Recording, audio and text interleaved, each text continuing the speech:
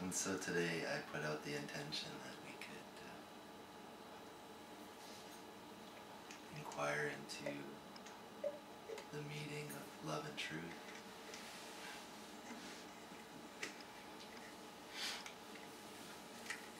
And explore the integration of inquiry, welcoming, letting go.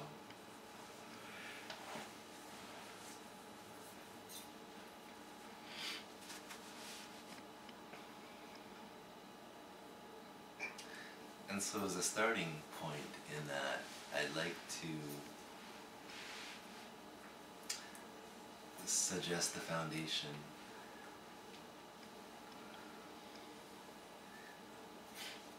to be that state of awake, still space. Normally when we think of inquiry or technique or meditation, there's a sense that we use the technique to get to the stillness, to get to awakeness. And there's of course there's a truth to that.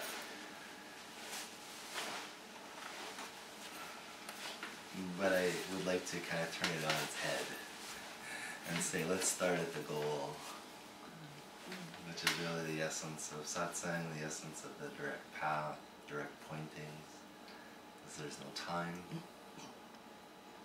And what you're looking for is here and now.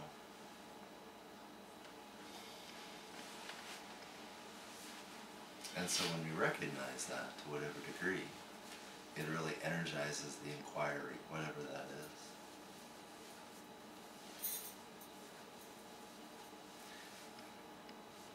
When we ask the question, who am I, or what am I, if we don't know what the answer is,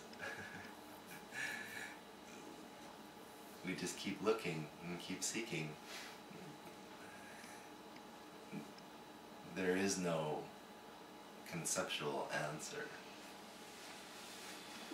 to true inquiry questions. There's simply an invitation for our awakeness that's already awake to recognize itself. There's no such thing as manufacturing awakeness or manufacturing enlightenment. It's already here, everywhere. Everything is that already. This whole seeking path is just coming into alignment with what is. And so when we sit, it's a very potent way to recognize that.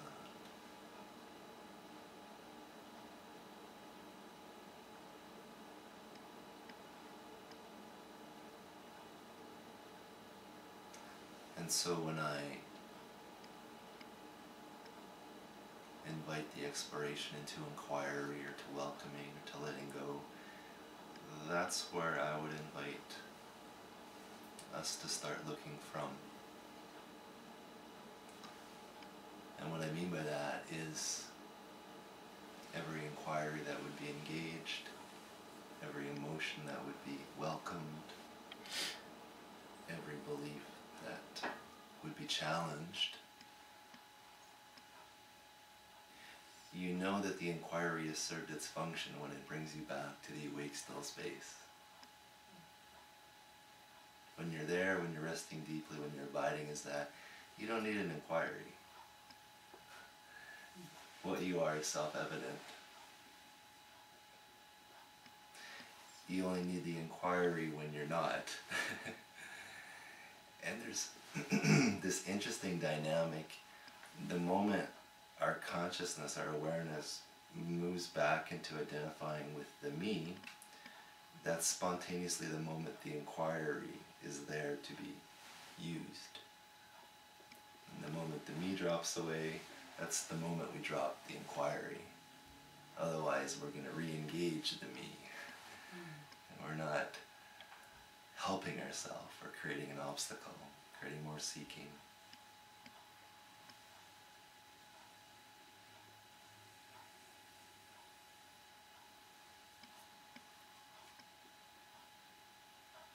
And so ultimately we don't need to inquire We don't need to engage any type of technique or meditate.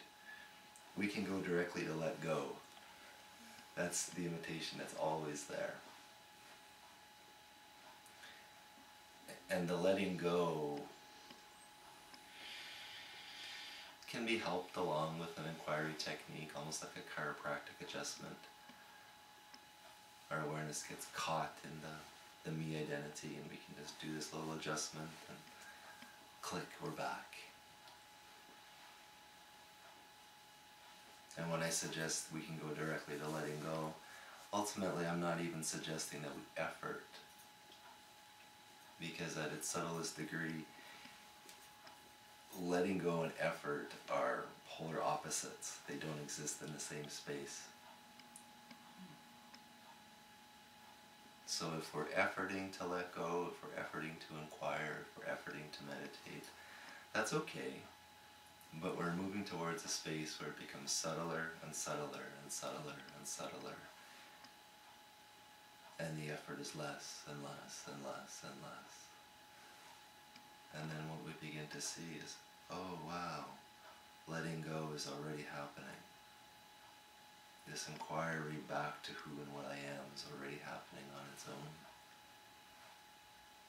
And so what I'm learning ultimately is how to come into alignment with what's already happening. The truth of what we are isn't just a static state of witnessing spaciousness. It simultaneously has this inherent internal gravity pulling everything into itself. So the inquiry is structured into consciousness, we could say. True meditation, true letting go is already with us.